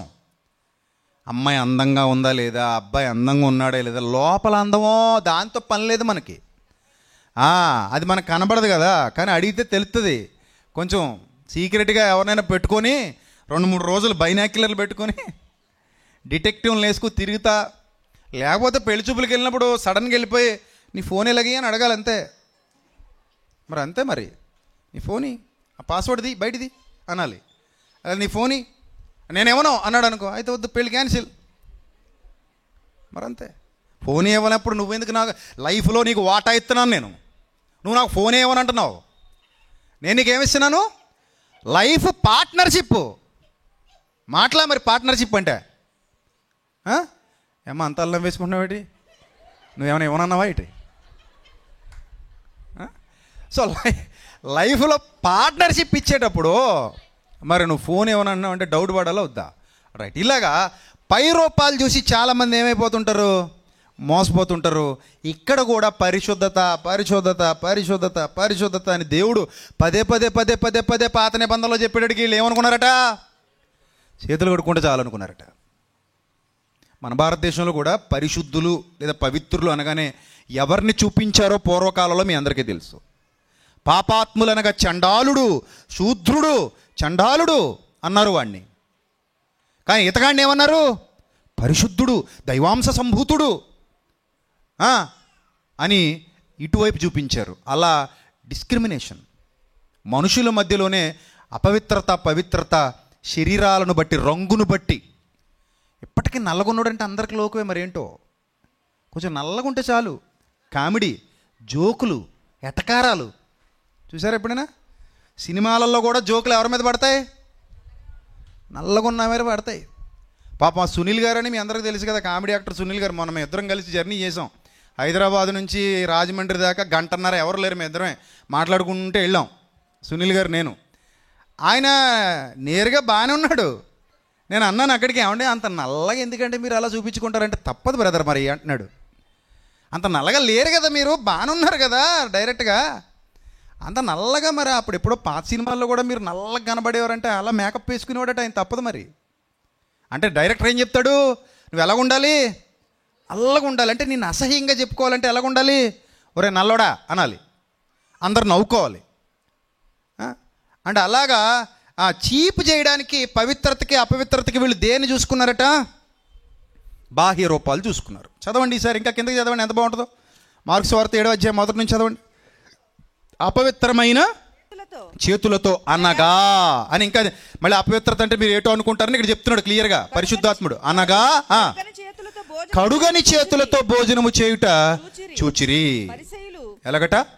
కడుగని చేతులతో భోజనం చేయుట చూచిరి. నెక్స్ట్, పరిసయ్యులు యూదులందరూ పెద్దల పారంపర్యాచారమును బట్టి, అంటే పూర్వీకుల పారంపర్యాచారమును బట్టి చేతులు కడుక్కుంటే గాని భోజనం చేయరు. మరియు వారు సంత నుండి వచ్చినప్పుడు నీళ్లు చల్లుకుంటే తప్ప భోజనం చేయరు. ఇది గాక గిన్నెలు, కుండలు, ఇత్తడి పాత్రలు, పుట్టినోట్లో మంచాలని ఉంటుంది చూడండి. ఇత్తడి పాత్రలని పుట్టినోట్లో ఒకటే నంకేసి ఏం రాశాడు? మంచాలని రాశాడు. ఇవన్నీ కూడా నీళ్లతో ఏం చేస్తారట? కడుగుతారట. మొదలగు అనేక ఆచారములను వారు అనుసరించేవారు. వీటన్నిటిని బట్టి వాళ్ళు ఏమని ఫీల్ అయ్యారు? చెప్పండి, ఏమని ఫీల్ అయ్యారు? మేము పరిశుద్ధులం, మేము పవిత్రులం, మేము పరిశుద్ధులం, మేము పవిత్రులం. ఇది వాళ్ళ ఫీలింగ్, ఇన్నర్ ఫీలింగ్. ఇప్పుడు సంఘాలన్నీ కూడా అదే ప్యాటర్న్లో ఫామ్ అయిపోయాయి. అక్కడ వాళ్ళ కాలంలో సంఘాలన్నీ కూడా అదే ప్యాటర్న్లో ఏమయ్యాయి? ఫామ్ అయిపోయాయి. అలా అయిపోయారు. మేము ఎవరితో భోజనం చేయం? సమరయులతో భోజనం చెయ్యం. ఎందుకు? మేము యూదులందరూ ఎవరు? మేము పవిత్రులం, పరిశుద్ధులం. వాళ్ళు ఎవరు? సమరయులు. సమరయులు ఎవరు? వాళ్ళు హీనులు, వాళ్ళు మంచివాళ్ళు కాదు, వాళ్ళు ఎన్నుకొనదగిన వాళ్ళు కాదు. కనుక మేము వాళ్ళని అపవిత్రులుగా ఎంచుతున్నాం, మేము మాత్రం ఎలా ఉన్నాం? పవిత్రులుగా ఉన్నాం అని వాళ్ళు ఈ విభజన శరీర రూపాలను బట్టి, శరీర పరిస్థితులను బట్టి తీసుకొచ్చేశారు. దేవుడు చెప్పిన కాన్సెప్ట్ వాళ్ళకి అర్థం కాలేదు. అలా అర్థం కాకపోవటం వల్ల పరిశుద్ధత అనే పదానికి అర్థమే మారిపోయింది. ఇప్పుడు యేసుక్రీస్తు ప్రభు వారు ఇన్వాల్వ్ అయ్యి వాళ్ళకి బుద్ధి చెప్పాల్సిన పరిస్థితి ఏర్పడింది. ఏమని బుద్ధి చెప్తున్నారు? ఇప్పుడు మార్క్స్ వార్త 7వ అధ్యాయంలో చూడండి జాగ్రత్తగా. పరిసయ్యులు శాస్త్రులు, నీ శిష్యులెందుకు పెద్దల పారంపర్యాచారము చొప్పున నడుచుకొనక అపవిత్రమైన చేతులతో భోజనం చేయుదురని ఆయన అడిగారు. అందుకైన వారితో ఇలాగూ చెప్పాను అని. అక్కడి నుంచి చూడండి, గడ్డి పెడతానే ఉంటారు వాళ్ళకి. ఆ అధ్యాయం అంతా ఇంటికి వెళ్ళి చదవండి. యేసు ప్రభు మీద అంత కోపం ఎందుకు వచ్చిందంటే, వాళ్ళు ఏమన్నారంటే, అరే నాయన, మీరు పెదాలతో నన్ను గనపరుస్తారు, మీ హృదయం నాకు దూరంగా ఉంది, మీరు మానవులు కల్పించిన పద్ధతులు ఏదో దైవోపదేశాలను బోధిస్తున్నారు. వాస్తవానికి అవి దైవోపదేశాలు కావు. చేతులు కడుక్కుంటే పవిత్రత అనేది మీరు సృష్టించారు, నా తండ్రి సృష్టించలా. మంచాలు కొంచాలు కడిగితే పవిత్రత అనేది, పరిశుద్ధత అనేది మీరు సృష్టించారు, నా తండ్రి సృష్టించలా. మరి నా తండ్రి దేన్ని సృష్టించాడు? మీరు మీ పారంపర్యాచారము గైకొనుటకు దేవుని ఆజ్ఞను బొత్తిగా నిరాకరించుదురు. మీరు మీ పారంపర్యాచారమును గైకొనుటకు దేవుని ఆజ్ఞను ఏం చేస్తారట? బొత్తిగా నిరాకరిస్తారు. ఇలాంటివి ఎన్ని చేస్తారట? 13వ వచనం. మీరు నియమించిన మీ పారంపర్యాచారము వలన దేవుని వాక్యాన్ని అర్థం లేనిదిగా మార్చేశారు. నేనంటున్నానా? ప్రభు అన్నారా? సాక్షాత్తు ప్రభు శాస్త్రులు పరిసయ్యులతో యుద్ధం చేస్తున్నారు దేవుని వాక్యాన్ని బట్టి. ఇది సిద్ధాంతపరమైన యుద్ధం. ఇది ప్రభు శాస్త్రులు పరిసయ్యులతో చేస్తున్న యుద్ధం. ఏ యుద్ధం ఇది? సిద్ధాంతపరమైన యుద్ధం. వాళ్ళ సిద్ధాంతం వేరు, ప్రభు సిద్ధాంతం వేరు. రైట్? అక్కడ సిద్ధాంతపరమైన యుద్ధం జరుగుతుంది. వాళ్ళే పరిశుద్ధతకు ఒకలాంటి విధానాన్ని అవలంబిస్తే ఈయన పరిశుద్ధత వేరేలా కనబడుతుంది. ఇక్కడ ఏమన్నారంటే ఫైనల్గా చూడండి, ఇలాట దేవుని వాక్యం నిరర్థకం చేస్తారట. ఇటువంటివి అనేకములు మీరు చేయుదురు. ఇటువంటివి ఎన్నట? ఎన్నో ఉన్నాయట. ఒకటి కాదు, రెండు కాదు. ప్రభు ఉన్నప్పుడే ఇలాంటివి అనేకం సృష్టించేస్తే నేటికి ఇలాంటి సాతాను సమూహంగా ఉంటే వాళ్ళు ఇంకెన్ని సృష్టిస్తారో మీరు ఆలోచన చేయాలి. రైట్? ఇక్కడ పాయింట్ చూడండి. ఇక్కడ ఏమంటాడంటే, అప్పుడు ఆయన జనసమూహముతో, ఆ జనసమూహాన్ని అంతటిని పిలిచి, మీరందరూ నా మాట విని గ్రహించండి. వెలుపల నుండి లోపలికి పోయి మనుష్యుని అపవిత్రుడిగా చేయగలిగేది ఏది ఉండదు, కానీ లోపల నుంచి బయలు వెళ్ళేవే మనుష్యుని ఏం చేస్తాయట? అపవిత్రుడిగా చేస్తాయి. ఇందుకే లోపల నుంచి ఏం బయలు వెళతాయట? చూడండి 18వ వచనం. మీరు ఇంత అవివేకులై ఉన్నారా? వెలుపల నుండి మనుష్యుని లోపలకు పోవునదేది వాడిని అపవిత్రుడిగా చేయజాలదని మీరు గ్రహింపకున్నారా? అది వాని హృదయంలోకి వెళ్ళదో. ఎక్కడికి వెళ్తుందట? తినేది కడుపులోకే వెళుతుంది, వెళ్ళి బహిర్భూమిలో విడవబడుతుంది. ఇట్లు అది భోజన పదార్థములన్నిటిని ఏం చేస్తుంది? పవిత్రపరుస్తుంది. మనుష్యుని లోపల నుండి బయలు వెళ్ళినది మనుష్యుని ఏం చేస్తుంది? హృదయాన్ని అపవిత్రపరుస్తుంది. చదవండి, ఏమేమి వెళ్తున్నాయి లోపల నుంచి? అనగా లోపల నుంచి అనగా మనుష్య హృదయములో నుండి. అంటే అంటే ఇప్పుడు ప్రభు కాన్సెప్ట్ ఏంటి? పరిశుద్ధత, పవిత్రత దేనికి సంబంధించింది? ప్రభు లెక్కల్లో దేనికి సంబంధించింది? హృదయానికి సంబంధించింది. శాస్త్రుల పరిచయ లెక్కల్లో పరిశుద్ధత, అపరిశుద్ధత దేనికి సంబంధించింది? శరీరానికి సంబంధించింది. ఎంత డిఫరెన్స్ ఉందో చూసారా? ప్రభు చెప్పే పరిశుద్ధత హృదయ సంబంధమైనదైతే, వీళ్ళు చెప్పే పరిశుద్ధత దేని సంబంధమైనది? శరీర సంబంధమైనది. రెండు తేడా మీరు గమనించాలి. వీళ్ళు మనిషి శుభ్రంగా ఉంటే చాలు పరిశుద్ధుడు అంటున్నారు, కానీ ప్రభువు మనసు శుభ్రంగా ఉంటేనే పరిశుద్ధుడు అంటున్నాడు. దేవుని నామానికి మహిమ కలుగును గాక. మనిషి శుభ్రంగా ఉంటే పరిశుద్ధుడని ముద్ర వేసేస్తున్నారు వీళ్ళు. మనసు శుభ్రంగా ఉంటేనే పరిశుద్ధుడని ప్రభు ముద్ర వేశారు. రెండింటికి ఎంత తేడా ఉందో మీరు గ్రహించాలి. రాత్రి మీరు పరిశుద్ధ సంఘంగా కూడండి అంటే వాళ్ళు ఏం అర్థం చేసుకున్నారంటే, తెల్లబట్టలు వేసామా లేదా, స్నానం చేసామా లేదా, చేతులు కడిగామా లేదా, తల రుద్దామా లేదా, నలుగు పెట్టామా లేదా, సెంటు కొట్టామా లేదా, పౌడర్ పూసామా లేదా, మేకప్ వేసామా లేదా, లిప్స్టిక్లు ఐ స్టిక్లు వేసామా లేదా, ఎన్ని వేస్తే చెప్పండి. పరిశుద్ధులు శుభ్రంగా ఉన్నారు. ఎలా ఉన్నారు? శుభ్రంగా ఉన్నారు, పరిశుద్ధులు. కానీ ఇక్కడ ప్రభు అంటున్నాడు, పైన కాదురా నాయన, గిన్నె పళ్ళెం ఎక్కడ కడగాలి? లోపల గడుగు. పాత్ర లోపల గడగకుండా పై మెరుగులు పెట్టావు. ఈ పై మెరుగులతో కూడుకున్నది నా సంఘం కాదు. మరి నా సంఘం ఎక్కడ? హృదయం. అక్కడ శుభ్రంగా ఉన్నదే నా సంఘం. పైన శుభ్రంగా ఉంటే అది నా సంఘం కాదు. చూసారా? ఇప్పటికి మనోళ్ళు కూడా చాలామంది చూడండి, దేన్ని బట్టి పరిశుద్ధత ఆపాదిస్తాం మనం?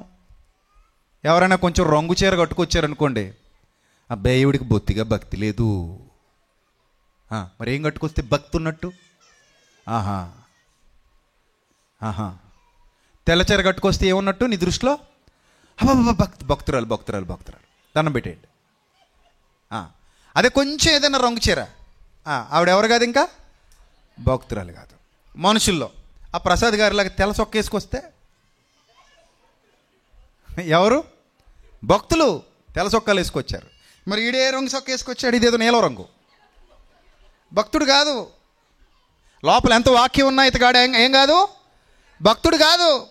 ఆయన తెల్ల చొక్క వేసుకున్నాడు, ఆయన మాత్రమే భక్తుడు. ఇలాంటి కొలమానాలు మనం పెట్టుకోమా? అంటే భక్తికి మనం ఇచ్చే నిర్వచనం కూడా ఎప్పుడో మార్చేసుకున్నాం. బట్టలను బట్టి, తల దువ్వడాన్ని బట్టి, చూడడానికి ఎలా ఉన్నారనే దాన్ని బట్టి భక్తులా కాదా అనేది వెంటనే నిర్ణయించేస్తాం. మన పై రూపాలకు ఇచ్చే విలువది. ఏమండి? కానీ లోపల ఎలా ఉన్నారు, వాళ్ళు ఏంటి, వాళ్ళ బ్రతుకేంటి, వాళ్ళ ఆలోచనలు ఏంటి, వాళ్ళ జీవితం ఏంటి, ఇదేది మనకు అవసరం లేదు.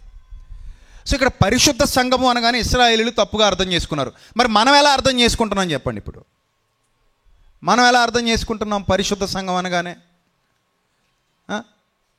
పరిశుద్ధ సంఘం అనగానే యేసు ప్రభువు చెప్పినట్టుగా లోపల నుంచి వచ్చేదే పరిశుద్ధత, హృదయములో నుండి వచ్చేదే పరిశుద్ధత. హృదయానికి సంబంధం లేనిది ఏది కూడా పరిశుద్ధత కాదు. మీరు ఒక్కటే గుర్తుపెట్టుకోండి, దేవుడు తన పిల్లల్ని ఏర్పాటు చేసుకోవాలనుకున్నప్పుడు వాళ్ళ హృదయాలను శుద్ధీకరించి సంఘంగా కట్టుకోవాలనుకున్నాడు. చూడండి, కొరింథీయులకు రాసిన మొదటి పత్రిక, మరలా మార్కు సువార్త 7వ అధ్యాయానికి వద్దాం.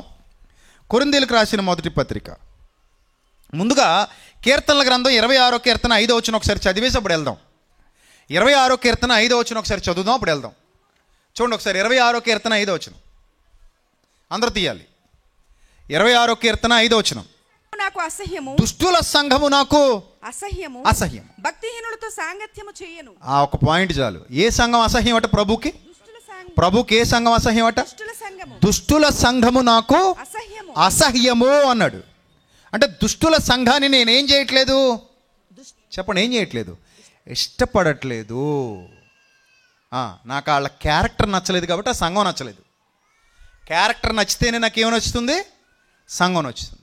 హృదయాన్ని చూసి దేవుడు యెహోవా హృదయమును లక్ష్య పెట్టువాడు ఉందా లేదా బైబిల్లో? యెహోవా దేనిని లక్ష్య పెడతాడు? హృదయాన్ని లక్ష్య పెట్టువాడు. అంటే హృదయాన్ని బట్టే సంఘాన్ని ఇష్టపడతాడు ఆయన.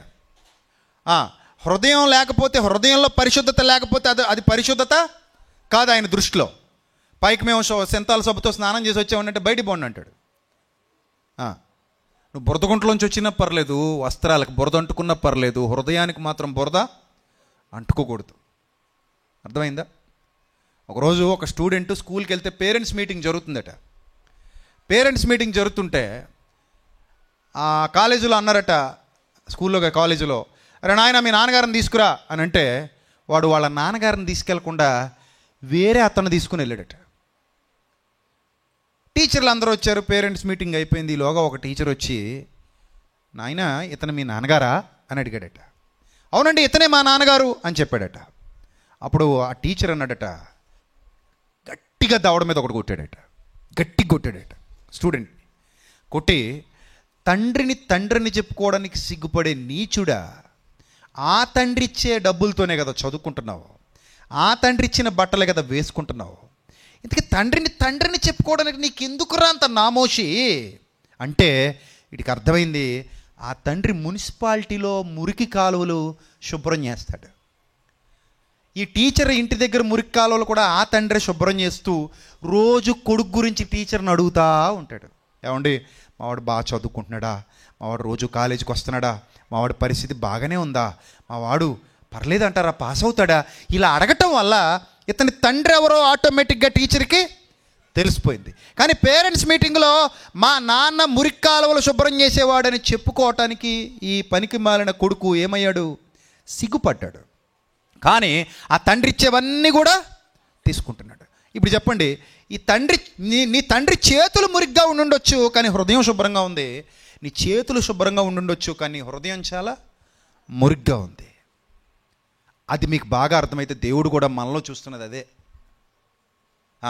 నీకు మేళ్ళు ఉన్నాయా లేదా, మిద్దులు ఉన్నాయా లేదా, ఆస్తులు ఉన్నాయా లేదా, అంతస్తులు ఉన్నాయా లేదా, వెండి ఉందా లేదా, బంగారం ఉందా లేదా, దాన్ని బట్టి దేవుడు నీ దగ్గరికి తీసుకోడు. ఈ మధ్యకాలంలో కొన్ని విన్నాను నేను. విఐపి సీట్లు అట సంఘాల్లో. ఏ సీట్లు? విఐపి సీట్లు. ఎవడి విఐపి? ఇంతకీ చెప్పండి, ఎవడండి విఐపి? డబ్బున్నోడు విఐపి. డబ్బు లేనోడు అడిగి సీట్ ఉండదు. మీరు ముందుకు వచ్చి కూర్చోండి సార్, మీరు విఐపి, ఎందుకంటే మీరు ₹1,00,000 ఇస్తారు నాకు కానుక. నువ్వు వెనక్కి వెళ్ళిపోమ్మా. నువ్వు ₹10 ఇస్తావు. ₹10 ఇచ్చే నువ్వు ఈ విఐపి సీట్లో కూర్చోవడానికి అర్హత లేదు నీకు. నువ్వు గెట్ అవుట్, నువ్వు ఇక్కడ ఉండొద్దు. కానీ ₹1,00,000 ఇచ్చేవాడు ఎక్కడికి రావాలి? విఐపి సీట్లోకి రావాలి. అది దేవుడు చూస్తాడా? దేవుడు అలాంటి వాడైతే మనం నమ్ముకోవచ్చా ఆయన్ని? అలాంటి వాడైతే మనం నమ్ముతాం ఆయన్ని? మనకు వద్దా దేవుడు? అలాంటి వాడైతే ఆ దేవుడు మనకు వద్దు. అలాంటి వాడైతే ఆ సేవకుడు కూడా మనకి వద్దంతే. ఎందుకంటే యాకోబు పత్రికలో ఒక మాట ఉంది చూడండి. యాకోబు పత్రిక 2వ అధ్యాయం. యాకోబు పత్రిక 2వ అధ్యాయం 2వ వచనం. ఏలయనగా బంగారు ఉంగరం పెట్టుకొని మంచి బట్టలు వేసుకొని ఒకడు మీ సమాజ మందిరంలోకి వస్తే మురికి బట్టలు కట్టుకున్న ఒకడు దరిద్రుడు, ఆ మురికి బట్టలు కట్టుకున్న దరిద్రుడు లోపలికి వచ్చిన ఎడల మీరు ప్రశస్త వస్త్రములు ధరించుకునే వాడిని చూచి సన్మానించి, ఇదిగో బాబు నువ్వు వచ్చి విఐపి సీట్లో కూర్చో, నువ్వు వచ్చి ఎక్కడ కూర్చో, మంచి స్థలం అంటే విఐపి సీటే కదా, మంచి స్థలం మంది విఐపి సీట్లో కూర్చో అని చెప్పి ఆ దరిద్రుడితో నువ్వు అక్కడ నిలబడు, లేక ఇక్కడ నా పాదాల దగ్గర కిందన కూర్చో అని చెప్పిన ఎడల మీ మనస్సులో మీరు భేదాలు పెట్టుకొని మీరు దురాలోచనతో విమర్శ చేసిన వారు అగుదురు కారా నా ప్రియ సహోదరులారా ఆలకించండి. ఈ లోక విషయంలో దరిద్రులైన వారిని విశ్వాసమందు భాగ్యవంతులుగా తను ప్రేమించి వారిని తాను వాగ్దానం చేసిన రాజ్యమునకు వారసులుగా ఉండుటకు దేవుడు ఏర్పరచుకోలేదా? అయితే మీరు దరిద్రులను అవమానపరుస్తారు. మీరు దరిద్రులను ఏం చేస్తారు? అవమానపరుస్తారు. మీకు బేదోడు అంటే లోకువా, వాడికి విలువ ఉండదు. డబ్బున్నోడంటే ఇష్టం, వాడికి చాలా విలువ ఇస్తారు. సంఘంలో దానికి చోటు లేదు. దేవుడు అలాంటి పనికి మాలిన రాజకీయాలు దేవుడు ఒప్పుకోవట్లా. అలాంటి తప్పుడు పనులు చేసే వాళ్ళని దేవుడు సేవకుడిని పిలవట్లా, సేవకుడు అనడానికి ఒప్పుకోవట్లా. చాలామంది ఉన్నారు ఈరోజు అలాంటి దౌర్భాగ్యపు ఆలోచన విధానం కలిగిన వారు. మీకు ఇదిగో special seats, special category, special, మీకు ఫుడ్ కూడా స్పెషల్, మీరు వాళ్ళతో అందరితో కలిసి తినరు, వేరేగా మీకు వేరే చోట పెడతాం విఐపీలు అందరికీ. ఉన్నాయి కదా ఈరోజు అలాంటి పరిస్థితులు. సో ఈ విధంగా సంఘంలో చీలికలు, సంఘంలో వ్యత్యాసాలు, సంఘంలో భయంకరమైన పరిస్థితులు. ఇది తగదు నాయన అంటున్నాడు. ఇది తగదు, మీరు దేవుని పిల్లలు, మీకు ఇవి తగవు, ఇలా మీరు చేయకూడదు, ఇలా చేస్తే మీకు శాపం వస్తుంది, ఇలా చేస్తే మీరు పరలోకానికి పోరు, ఇలా చేస్తే మీకు నరకమే గతి, అందులో ఎలాంటి సందేహం లేదు. కానీ ఈరోజు అలాంటి వాళ్ళని మనమే దగ్గరుండి ప్రోత్సహిస్తున్నాం. చెప్పండి, ఇప్పుడు పరిశుద్ధత అనగానే ఏంటి పరిశుద్ధత? దుష్టుల సంఘం ఆయనకి అసహ్యం, వద్దు, నాకు ఇష్టం లేదు. మరి ఎవరు కావాలి? నాకు సంఘం కావాలి. కానీ ఎలా నేను సంఘాన్ని కోరుతున్నానంటే ఒకే ఒక వచనం చూద్దాం. కొరింథీయులకు రాసిన మొదటి పత్రిక మొదటి అధ్యాయము 2వ వచనం. కొరింథీయులకు రాసిన మొదటి పత్రిక మొదటి అధ్యాయము 2వ వచనం. కొరింథీలో ఉన్న దేవుని సంఘమునకు అనగా కొరింథీలో ఉన్న దేవుని సంఘమునకు అనగా క్రీస్తు యేసు నందు ఏమైన వారై చెప్పండి, ఏమైన వారై? పరిశుద్ధపరచబడిన వారై. అండర్లైన్ చేసుకోండి అన్నమాట. పరిశుద్ధపరచబడిన వారై. నెక్స్ట్, పరిశుద్ధులుగా ఉండుటకు పిలువబడిన వారికి. ఎందుకు పిలువబడ్డారట మా సంఘంలోనికి మీరందరూ? ఎందుకు పిలువబడ్డారు? పరిశుద్ధులుగా ఉండుటకు అంటే ఆదివారమా, నిరంతరమా? అది కదా. అంటే ఇది దీక్ష అన్నమాట. ఈ దీక్షలోకి ఎందుకు పిలువబడ్డారంటే, ఎవరు పిలువబడ్డారంటే పరిశుద్ధులుగా ఉండటానికి ఇష్టపడేవారే. ఎక్కడికి పిలువబడ్డారట చెప్పండి? ఎక్కడికి పిలువబడ్డారు? సంఘంలోకి పిలువబడ్డారు. హౌస్ వైఫ్లు సంఘం పెట్టాలంటే అందరూ ఏమై ఉండాలి? పెళ్లి చేసుకుని సంసారం చేస్తూ భర్తను పిల్లల్ని పరిపాలిస్తూ కుటుంబ పాలన జరిగిస్తున్న వాళ్ళతోనే ఏ సంఘం పెట్టగలం? హౌస్ వైఫ్ల సంఘం పెట్టగలం. ఆటో డ్రైవర్ల సంఘం పెట్టాలంటే ఏమై ఉండాలి? ఆటో నడుపుతూ ఆటో మీద జీవనం సాగిస్తూ ఎవరైతే ఉన్నారో వాళ్ళతో ఆటో యూనియన్ స్టార్ట్ అవుతుంది. నేను వెళ్ళి ఆటో యూనియన్లో జాయిన్ అయితే ముందు ఆటో ఏదని అడుగుతారు, నాకు ఎలిజిబిలిటీ లేదు. అలాగే సాఫ్ట్వేర్ ఇంజనీర్ల సంఘం పెట్టాలంటే ఏమై ఉండాలి? వాళ్ళందరూ సాఫ్ట్వేర్ ఇంజనీర్లై ఉండాలి. ఇప్పుడు మనకు అర్థమైపోయింది విషయం. సంఘములో మీరున్నారా లేదా? నా పాయింట్ అర్థమైందా మీకు?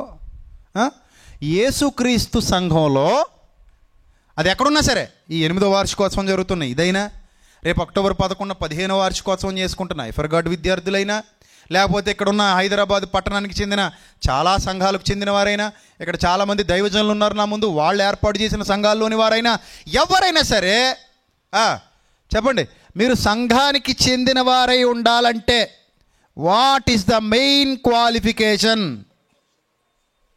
చెప్పాలి, గట్టి చెప్పాలి, తుప్పు దులిపేలే చెప్పాలి. ఇప్పుడు మీరు సంఘంలో ఉన్నారులే, చెప్పండి నాకు.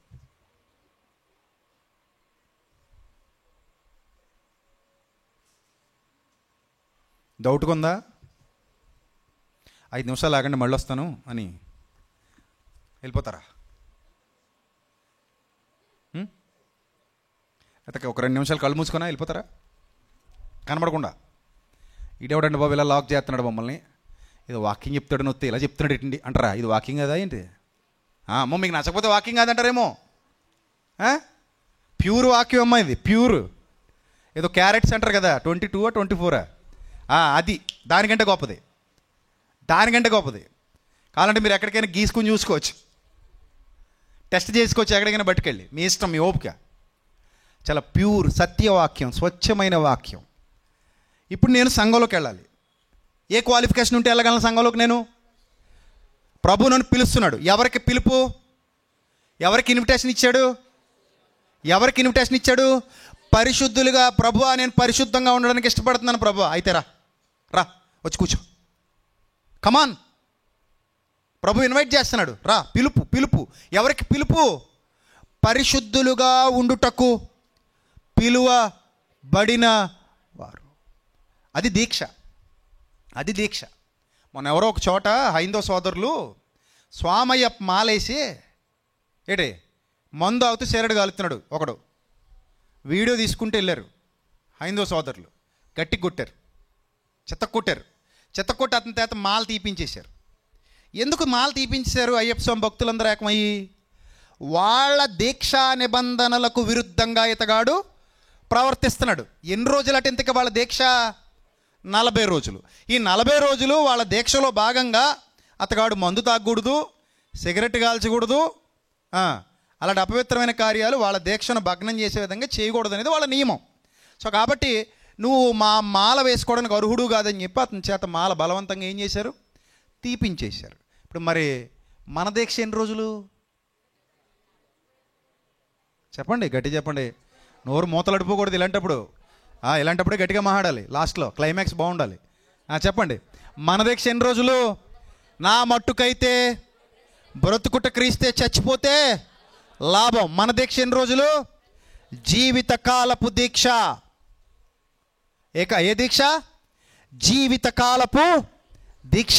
ఈ జీవితకాలపు దీక్ష అంతా కూడా నేను పరిశుద్ధుడిగా ఉండడానికి పిలువబడ్డాను, పరిశుద్ధురాలిగా ఉండడానికి పిలువబడ్డాను. నేను ఇక్కడికి వచ్చింది నా పరిశుద్ధతను సంపూర్తి చేసుకోవడానికి.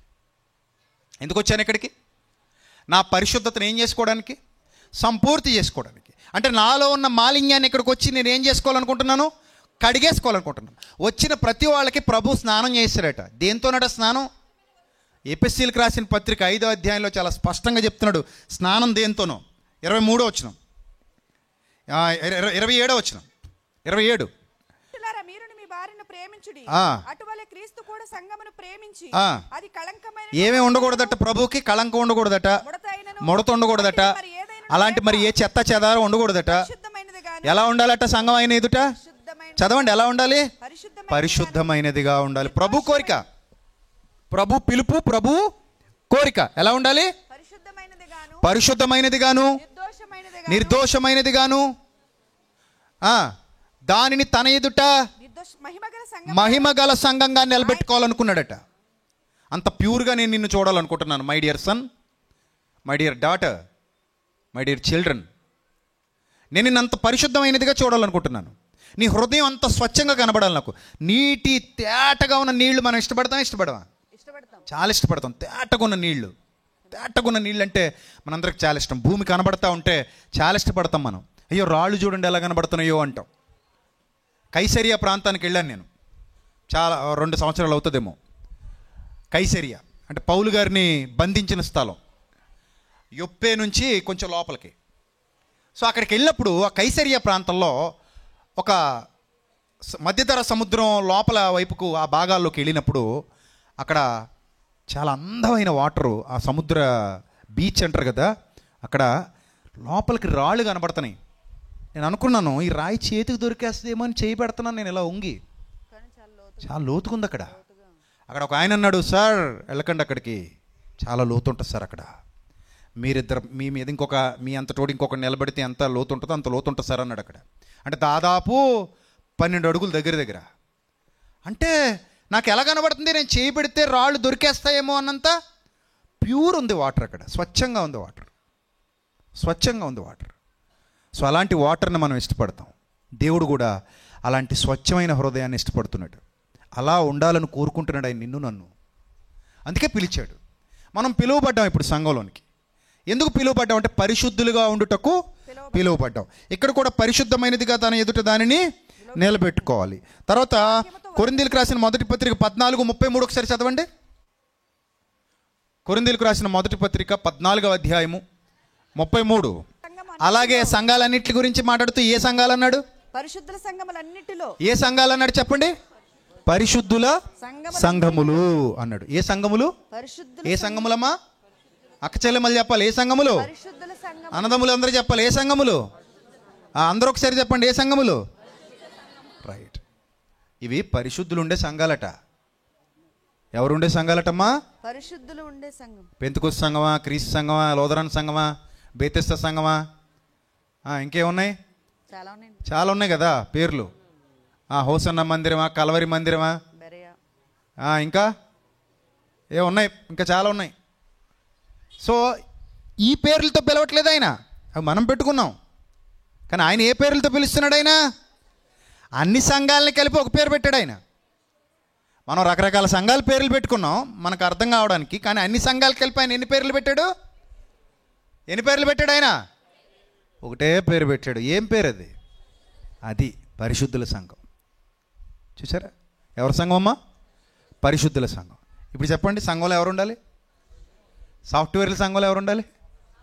హౌస్ వైఫ్ల సంఘంలో ఎవరు ఉండాలి? ఆటో డ్రైవర్ల సంఘంలో ఎవరు ఉండాలి? మన సంఘంలో ఎవరు ఉండాలి? మరి ఉన్నారా మీరు? ఒకళ్ళు ఇద్దరు చెప్తే ఎలా సరిపోదు సార్? అందరు చెప్పండి సార్ గట్టిగా. ఆనందపడతాడు దేవుడు. అందరు చెప్తే ఆనందపడతాడు దేవుడు. అందరు చెప్తే ఆనందపడతాడు దేవుడు. మరి దేవుడు దేనిని బట్టి ఆనందపడువాడు? దుష్టుల సంఘం ఆయనకు అసహ్యము, నీతిమంతులంటే ఆయనకి ఇష్టం. వారి వైపు ఉన్నాయట, వారి ప్రార్థనల వైపు ఉన్నాయట వారి ఆయన చెవులు. కాబట్టి మనం పరిశుద్ధుల సంఘం. మనం వార్షికోత్సవం 8వ వార్షికోత్సవం చేసుకుంటున్నాం, లేదా 15వ వార్షికోత్సవం చేసుకుంటున్నాం, 30వ వార్షికోత్సవం చేసుకుంటున్నాం. ఇది కాదు అక్కడ ఇంపార్టెంట్. పరిశుద్ధుల సంఘాలన్నీ కలిపి వార్షికోత్సవం చేసుకోవాలి. సంఘంలో అందరూ ఎలా ఉండాలి? పరిశుద్ధులుగా ఉండాలి. అది దేవుడికి ఇష్టం. ఇది దీక్ష, జీవితకాలపు దీక్ష. ఈరోజు అది మిస్ అయిపోతుంది సంఘాల్లో. అది మిస్ అయిపోతుంది. అది కావాలంటే స్వచ్ఛమైన దేవుని వాక్యంతో మనం కడగబడాలి. నాలోకి ఎప్పుడు వస్తుంది పరిశుద్ధత? ఇప్పుడు మురికి పట్టిపోయింది నా షర్టు, శుభ్రంగా రావాలంటే ఏం చేయాలి? ఇప్పుడు మళ్ళీ ఉతకాలి. దేంతో ఉతకాలి? ఏవో 4 పేర్లు చెప్తారు. అవక్కయ్యారా అంటారు. ఇప్పుడు అవక్కవ్వాలంటే ఏం చేయాలి? మురికిపోయేలా ఉతికితే మనం ఏమవుతాం? అవక్క అవుతాం. చొక్కా చూసి అవక్క అయ్యేదే ఉందండి గుడ్డు. మనిషిని చూసి అవక్క అవ్వాలి. అవునా కదా? చొక్కా చూసి అవక్క అయితే ఏమవుతుంది? మనిషిని చూసి అవక్క అవ్వాలి. అరే ఈడేటి ఎలా మారిపోయాడు, ఈమెటి ఎలా మారిపోయింది అంటే ప్రభు పిలిస్తే ఇలా మారిపోతారా? ప్రభు పిలుపు అందుకుంటే ఇలాగ అయిపోతారా?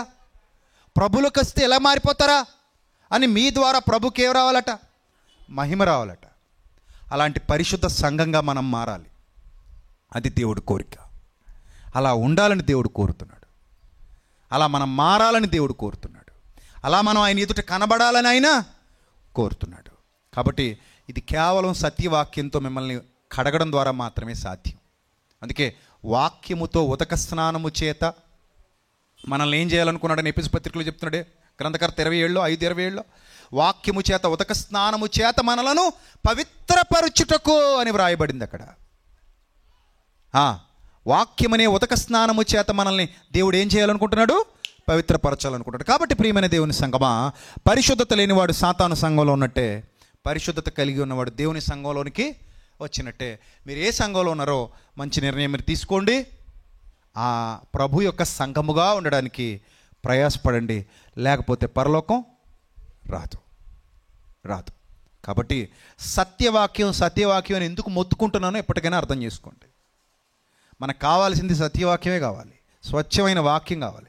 ఇలా మనల్ని మనం జాగ్రత్తగా పరిశీలన చేసుకుంటేనే ప్రభు దృష్టికి యోగ్యులుగా ఎంచబడతాం. వాక్యమే లేని చోట ఏముండదు, పరిణతి ఉండదు, సాధించేది ఉండదు. ఈ మధ్య చాలామంది వాక్యం అనేసరికి ఎందుకో మనకెందుకులేండి అన్నట్టు ఉంటున్నారు.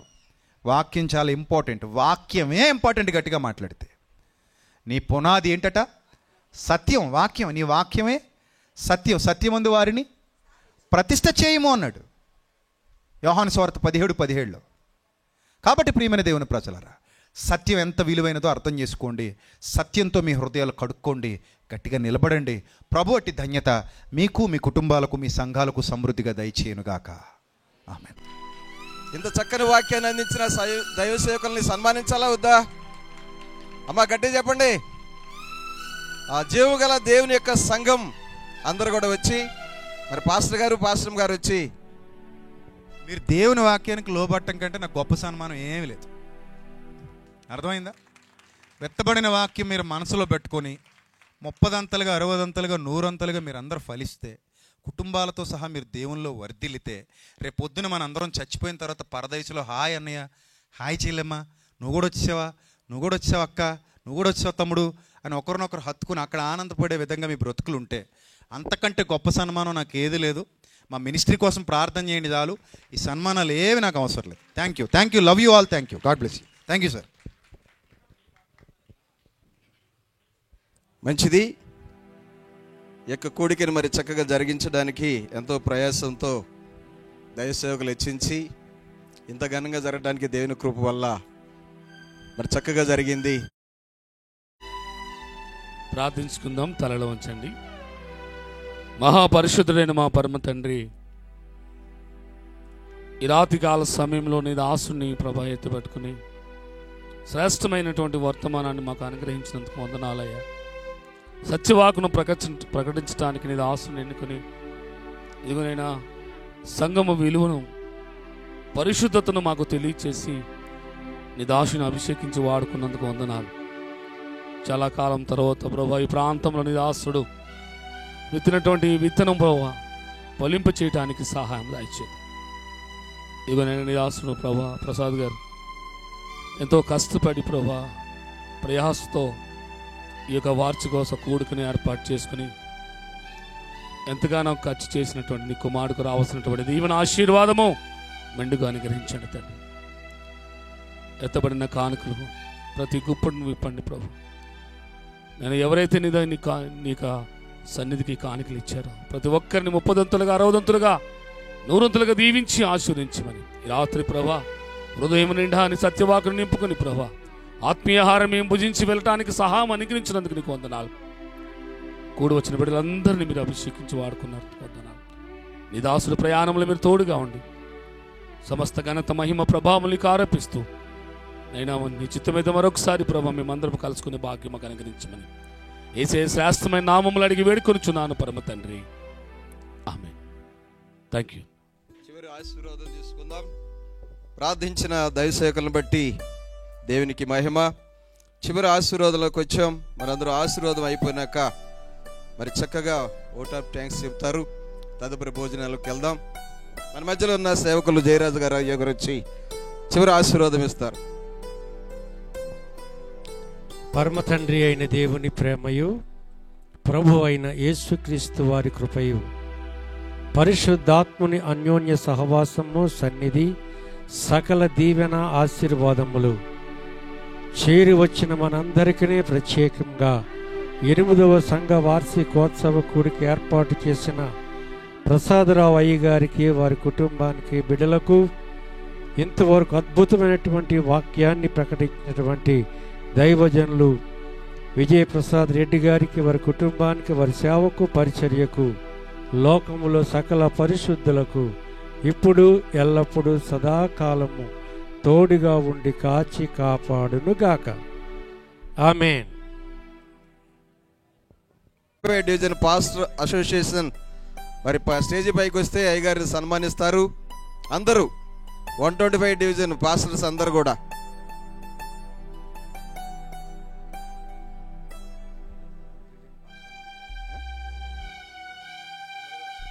దయచేసి గమనించండి. గాజుల రామవరం పాస్టర్ డివిజన్ కూడా ఉంటే రావచ్చు.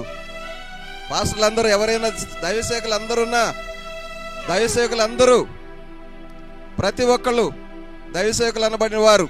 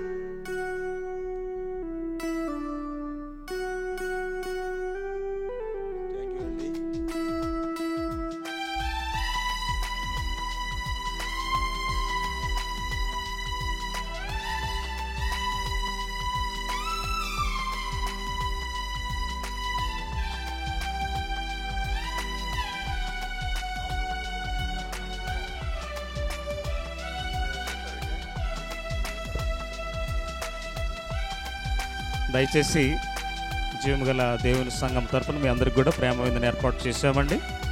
అందరికీ సమృద్ధిగా భోజనం ఉంది, ఎవరు వెళ్ళిపోవద్దు దయచేసి. చాలా దూర ప్రాంతాల నుంచి మరి మీరు అందరూ కూడా ప్రయాసతో వచ్చారు.